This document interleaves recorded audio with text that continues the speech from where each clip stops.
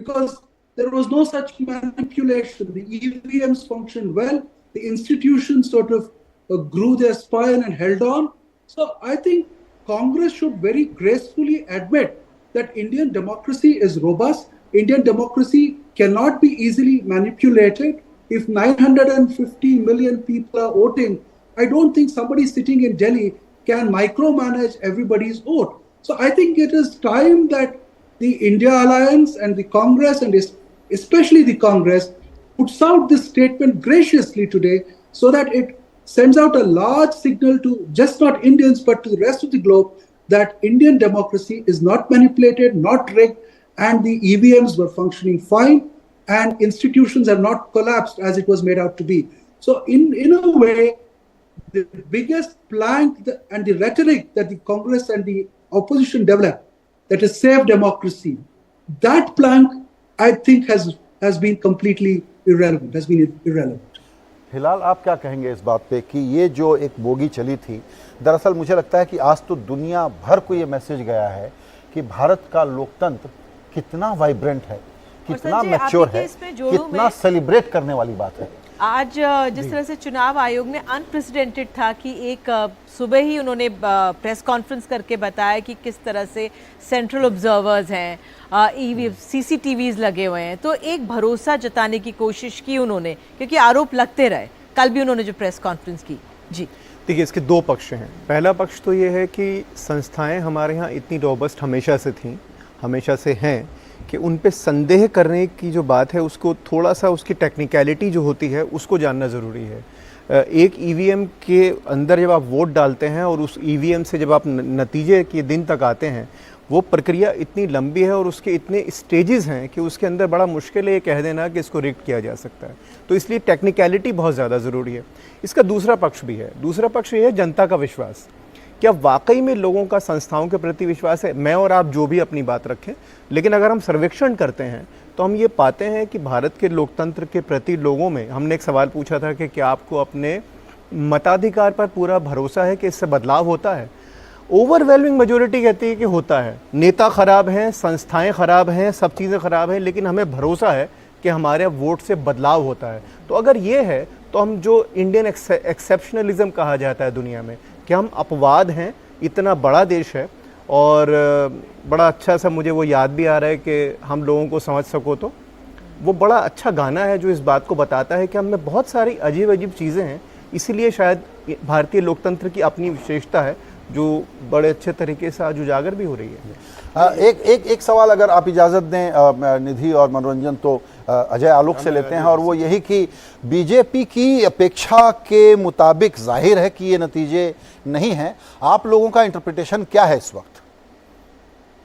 देखिए, मुझे 1999 याद आ रहा है।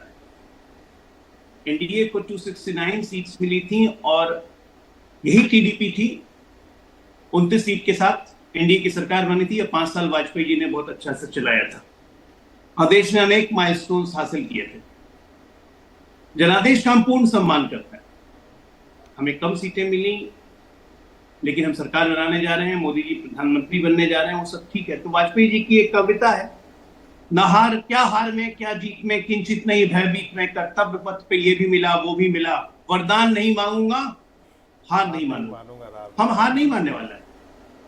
हम चिंतन करेंगे क्यों नहीं मिली, क्या कारण था। हम अभी भी 150 सीट लगभग बची हुई है जिनका फाइनल रिजल्ट आना बाकी है।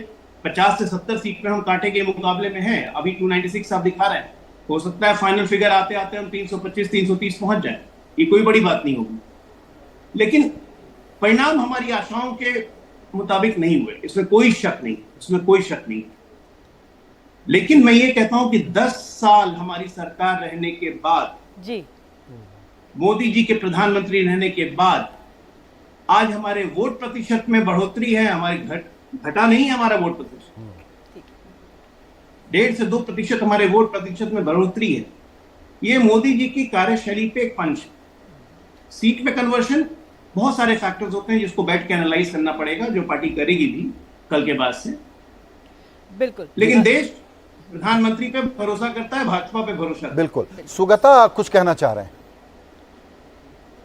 So in the history, I mean, continuing the point that I was making, there's a small history lesson which I think will be interesting for the viewers of NDTV, which is that in 1971, Balraj Madhok, who was a senior leader of the Jansanghh case, made a similar allegation of chemicalized ballots and rigging of the elections in 1971. It went even before the Supreme Court and it was dismissed. See, at that point, Vajpayee ji and Advani ji, who were emerging as leaders, criticized Balraj Madhok's approach, and he was eventually out of the Jansanghh. See, that is the kind of integrity which Vajpayee ji demonstrated even at that point of time. So that is the reason why I am saying that the India Alliance and the Congress should make a statement to sort of restore faith in Indian democracy. So there is a precedence in the past when similar allegations were made and people within that party made a correction. Vajpayee and Advani made a correction.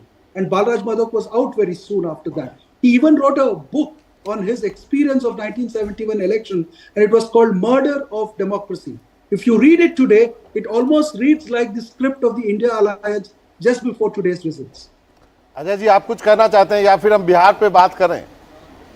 नहीं, मैं बस 10 second एक बात कहना चाहता हूं कि मैं कल भी रात में आप लोग से अलग अलग चैनल पे बात कर रहा था और मैंने एक बात कही थी कि एक हाइपोथेटिकल क्वेश्चन लीजिए कि कल एनडीए हार जाती है। आज तो खैर हम सरकार बना रहे हैं, हम हार नहीं रहे, हम जीते हुए हैं, लेकिन कल एनडीए हार जाती है तो क्या हम सवाल उठाएंगे अपनी डेमोक्रेटिक संस्थाओं पे, अपने डेमोक्रेटिक प्रोसेस पे, अपनी संस्थागत संस्थाओं पे, अपने भारत सरकार के संस्थागत संस्थाओं पे जो 75 साल से इस देश को चला रही है? क्या हम सवाल उठाएंगे? हम तो आज भी नहीं उठा रहे। 18 राज्यों में हमारी सरकार है, हम मुख्य राज्यों में हार रहे हैं, उत्तर प्रदेश में हम हारे, हम राजस्थान में हार रहे हैं, लेकिन ठीक है, ये लोकतंत्र है। हम पे तानाशाही का आरोप लगाया गया, हम पे डिक्टेटरशिप का, संविधान खत्म करने का आरोप लगाया गया, तमाम तरह के नैरेटिव फैलाए गए, विदेशी ताकतों का सहारा लिया गया। अब ये भारत की जनता को सोचना है कि इलेक्शन कमीशन वायबल है या नहीं, और जो लोग इलेक्शन कमीशन पे आरोप लगाते हैं क्या उनके साथ जाना भारत की जनता पसंद करेगी? ये बहुत बड़ा सवाल है जो आने वाले दिनों में ये उठते रहेगा और तमाम चिंतक विश्लेषक उठाएंगे किस मकसद से ये सब सवाल उठाए गए। बिल्कुल, बहुत महत्वपूर्ण है जो आपने अपनी बात रखी यहाँ पर। लेकिन यस, जिस तरह से आपने शास्त्री जी, संदीप शास्त्री जी भी हमारे साथ यहाँ पर जुड़ गए। सब जो नुकसान हुआ है उत्तर प्रदेश में या राजस्थान में थोड़ा नुकसान हुआ है, दूसरी तरफ बीजेपी के लिए ऐसे भी तो राज्य हैं जहाँ पर पूर्ण, अगर हम उत्तराखंड कर लें, हिमाचल प्रदेश कर लें, मध्य प्रदेश कर लें, जितना बड़ा देश, उड़ीसा कर लें, बिहार कर लें, बिहार में बहुत ये बात आपकी मैं फुल्ली मानता हूँ कि ऐसे प्रदेश हैं जहाँ बीजेपी ने इस बार स्वीप किया है और ऐसे प्रदेश हैं जहाँ उनका पिछली बार से परफॉर्मेंस थोड़ा उतना अच्छा नहीं रहा है। फर्क कितना है कि जो राज्यों में उन्होंने अच्छा किया है वहाँ के लोकसभा स्थान कम हैं और जहाँ समस्या हुई है वहाँ पे लोकसभा सीट ज़्यादा हैं, इसलिए वो फ़र्क दिख रहा है।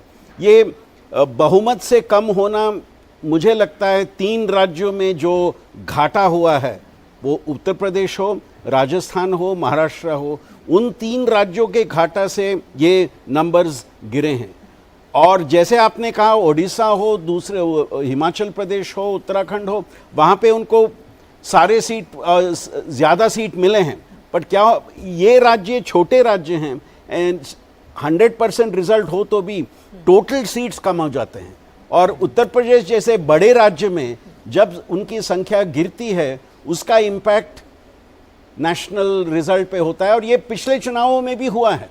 उत्तर प्रदेश हारने के कारण रूलिंग पार्टीज मेजॉरिटी हारे हैं एक ही राज्य के कारण, ये काफी चुनावों में हुआ है। एक्चुअली स्वागत ने जिस तरह से सवाल उठाया कि जो डेमोक्रेटिक इंस्टीट्यूशंस पर विपक्ष का जो हमला रहा था, अगर कोई कांग्रेस का होता तो मैं उनसे पूछती, यहाँ पर अभी वो कोई कांग्रेस का नहीं है, लेकिन अपने आप में बहुत महत्वपूर्ण है जिस तरह से आज बेहतरीन तौर पर ये नतीजे सामने आए हैं और जो जनता के मन में एक राहत की सांस है कि जो आरोप लगते रहे वो अपने आप। एक जो इस चुनाव का और हाईलाइट है वो मुझे लगता है इस पर थोड़ी चर्चा होनी चाहिए, और वो ये है कि आज मैन ऑफ द मैच कौन कौन लोग हैं।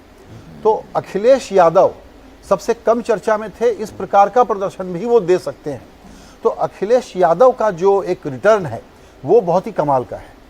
ऐसी तकलीफ की परिस्थितियों में शरद पवार का और उद्धव ठाकरे का होल्ड करना बड़ा इंपॉर्टेंट है। और तीसरी चीज, नीतीश कुमार जिनके बारे में तरह तरह की आलोचनाएं हो रही थी, उनका ऐसा प्रदर्शन, क्योंकि एक नैरेटिव ये था कि बीजेपी अच्छा कर रही है, शायद एलाइज कमजोर कर रहे हैं, तो नीतीश कुमार ने उस ट्रेंड को डिफाई किया। और मैंने विपक्ष वालों की बात की, अखिलेश की, पवार साहब की और उद्धव की, इधर नायडू साहब और नीतीश कुमार, चंद्रबाबू नायडू का जो रिटर्न है, इसको कहते हैं स्वीट रिवेंज। उनको जेल में डाला गया था, वो अकेले थे, वो मार्जिनलाइज थे, उनके बारे में दिल्ली सेंट्रिक प्रेस में तो हम खबरें भी नहीं पढ़ते थे, लेकिन क्या रिटर्न हुआ है, असेंबली में क्या मेजॉरिटी आई है उनको। और बीजेपी ने भी ये अलायंस जब किया था तो अप्रत्याशित था। इस पर आप लोग क्या सोचते हैं? मैं संजय जी के हर एक बात को मानता हूं, पर एक और हीरोइन जोड़ूंगा, भारत का मतदार। द इंडियन वोटर इस इलेक्शन में उन्होंने प्रूव किया है कि हम जो चाहते हैं एक रिजल्ट में लेके आएंगे। तो सर की बातों को सभी हीरोज और हीरोइंस को मानते हुए एक और हीरोइन को जोड़ूंगा जिसने ये पूरा रिजल्ट की रचनाएं की है। खासतौर से जो उत्तर भारत में अगर ग्रामीण परिवेश में अनपढ़ कहा जाता है, ज़्यादा कमज़ोर आर्थिक स्थिति कहा जाता है, उन्होंने अपने मत का प्रयोग करा और ये नतीजा सामने रखा। मैं भी थोड़ा सा और जोड़ना चाहता हूं और मैं चाहूँगा कि अमिताभ और हिलाल भी इस पे इंटरवीन करें। और वो ये है कि देखिए, हीरो और हीरोइन एक्चुअली नंबर 1 तो इंडियन वोटर ही है। और मैं हमेशा कहता हूं कि जहां तक पब्लिक कन्वर्सेशन का सवाल है, जनता बिल्कुल आगे रहती है, नेता उसके पीछे रहता है और मीडिया उसके बिल्कुल पीछे रहता है। सबसे देर से समझता है, सबसे आलसी होता है, सबसे कम समझता है। नहीं, बिल्कुल। और एनालिस्ट और पोस्टर उससे भी पीछे होते हैं। नहीं, अमिताभ जी, जो बात यहाँ से निकली है, कम से कम नीतीश के बारे में तो बात करनी पड़ेगी, क्योंकि सबने राइट ऑफ कर दिया था। कह रहे थे बीजेपी ने यार 16 सीट क्यों दे दी, उतना बहुत ज़्यादा दे दी, बीजेपी को ज़्यादा लड़ना चाहिए। जो बिहार से आते हैं वहाँ भी यही बातचीत हो रही थी, लेकिन नीतीश कुमार ने दिखा दिया कि नीतीश कुमार सबके हैं, नीतीश हैं तो ठीक है। देखिए, नीतीश कुमार का जो वोट ब्लॉक है वो काफ़ी सॉलिड है। हाँ, एक तो महिला वोट बैंक उनके साथ रहा है, क्योंकि काफ़ी सारे स्कीम्स हैं, शराबबंदी और भी स्कीम्स की वजह से, साइकिल डिस्ट्रीब्यूशन। दूसरा, बिहार में एक महादलित आबादी है 10%, क्योंकि महादलित कैटेगरी ही नीतीश कुमार गवर्नमेंट ने क्रिएट करी है, वो उनका लॉयल सपोर्टर है, प्लस कुर्मी कुशवाहा समाज और लोअर ओबीसीज, ईबीसीज। इनफैक्ट अगर आप टिकट डिस्ट्रीब्यूशन देखेंगे, नीतीश कुमार ने एक मुस्लिम समाज के कैंडिडेट को भी टिकट दिया है। मुस्लिम्स में भी उनका अच्छा खासा पैठ है, रिकॉर्ड है, और वो तो स्वीप कर रहे हैं लगभग वहां पर। ठीक है, बीजेपी कहीं ना कहीं वहां पे कमजोर हुई है। ठीक है, बीजेपी कहीं ना कहीं कमजोर हुई है। Maybe transfer of votes of JDU LJP to BJP शायद होता हुआ नहीं दिख रहा है। तो फिर से किंग मेकर के रूप में नीतीश कुमार उभर करके आए हैं। जो पिछले बारी चुनावों में बिहार गई थी, तो वहाँ पर जिस तरह से महिलाओं को उन्होंने सिलाई मशीन्स दी, रोजगार के लिए उन्होंने साधन जुटाए, आंगनबाड़ी जो उन्होंने मजबूत की, वो शायद उसका फायदा उनको अब तक नजर आ रहा है। एक जो मुझे लग रहा है कि और उस पर थोड़ी सी चर्चा और होनी चाहिए, वो है मुद्दों की बात, कि किन विषयों पर लोग चुनाव में मत देते हैं।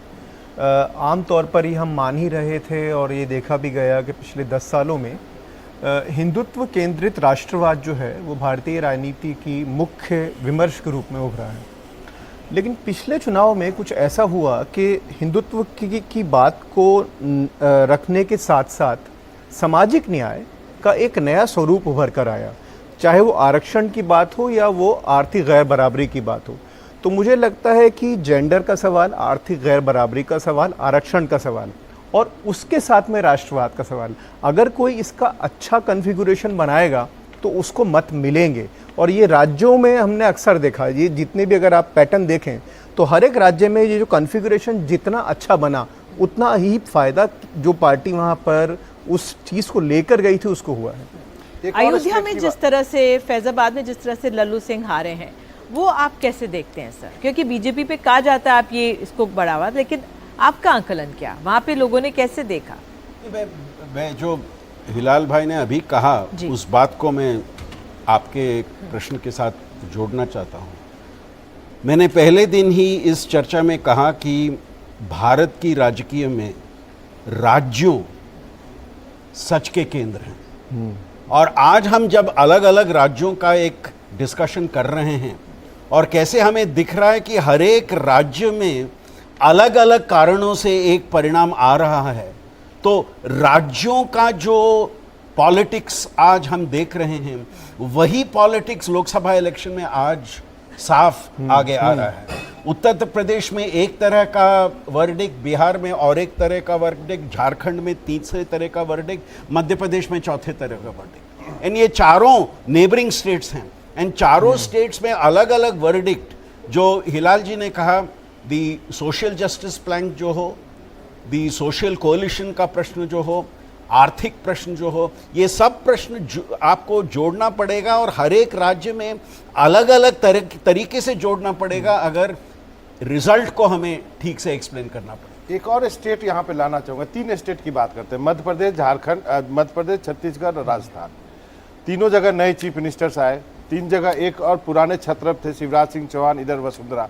2 स्टेट बहुत अच्छा कर जाता है, राजस्थान में 11 सीटें निकल जाती हैं। आप क्या कहेंगे सर? आप तो राजस्थान को भी जानते हैं। बिल्कुल, देखिए राजस्थान का मेरा ये मानना है कि वहाँ आप याद करें तो असेंबली चुनाव में वोट शेयर दोनों के करीब करीब बहुत बराबर आस-पास थे, टक्कर वाला राज्य था। और वही जो सामाजिक संरचनाएं हैं उन्होंने एक रोल प्ले किया है और वहाँ के वोटर ने थोड़ा सा फर्क किया है इस बार कि विधानसभा में वोट जैसा दिया उसके बाद अब लोकसभा में किस तरीके से देना है। जो बड़ी चीज़ है, मुझे ये लगता है कि इंडियन वोटर के बारे में जो बहुत कम बोलता है, दरअसल मिसलीड करता है। कई बार वो मिसलीड करता है, इसीलिए हम ऐसे एग्जिट पोल देखते हैं जैसा हमने देखा था। वो इसलिए है कि वो बहुत ही वाइज, बहुत ही दानिशमंद है और कोई भी फैक्टर देश को चलाने के लिए उसकी नज़र से छूट जाए ये हो नहीं सकता।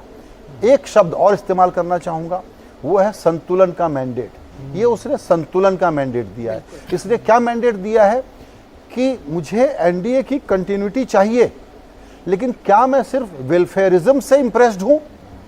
तो शायद अब बीजेपी को ड्राइंग बोर्ड पे जाके देखना होगा कि सिर्फ वेलफेयरिज्म का वोट नहीं है। सोशल जस्टिस एक इशू है, उसको क्या हम कास्ट की सच्चाइयों को लाभार्थी की पैकेजिंग से जोड़ देंगे और ये मान लिया जाएगा कि ये सेकुलराइजेशन हो गया वोटर के कंसिडरेशंस का, डिटरमाइनिंग फैक्टर्स का? तो संभवतः नहीं हुआ है। क्यों नहीं हुआ है? कि तुम मुझसे सही में पावर शेयर कर रहे हो या प्रतीकात्मक पावर शेयर करते हो। तो डेमोक्रेसी की ये जो एक्सरसाइज है, 65 करोड़ लोगों का विवेक बोल रहा है।